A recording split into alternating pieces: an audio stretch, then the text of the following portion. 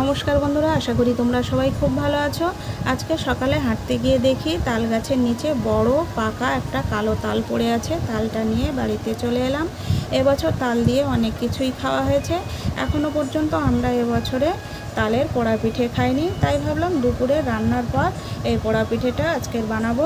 এখানে তালের পাল, আতপ চালের গুঁড়ো, নারকেল কোড়া, কাজু, কিশমিশ, আমুল দুধ, সামান্য একটু লবণ, পরিমাণ মতো গুড় দিয়ে মিশ্রণটা মেখে নিয়েছি।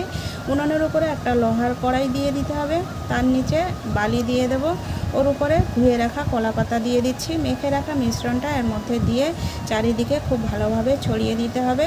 ওর উপরে কলা পাতা দিয়ে দেব, উপর নিচে আগুন দিয়ে দিতে হবে। পোড়া পিঠে মানেই এরকম পোড়া পোড়া ভাব হবে, তবেই কিন্তু পোড়া পিঠেটা খেতে ভালো লাগে। এইভাবে 5-6 ঘন্টা আমরা উনুনের উপরে এটা বসিয়ে রেখে দেব। ঠান্ডা হয়ে গেলে এটা নামিয়ে নিতে হবে। তারপর এগুলো পিস পিস করে কেটে নিতে হবে। তোমরা কারা কারা এরকম পোড়া পিঠে খেতে পছন্দ করো অবশ্যই কমেন্ট করে জানাবে। রেসিপিটি যদি ভালো লেগে থাকে অবশ্যই একটা লাইক করবে, চ্যানেলটি সাবস্ক্রাইব করে আমাদের পাশে থাকবে।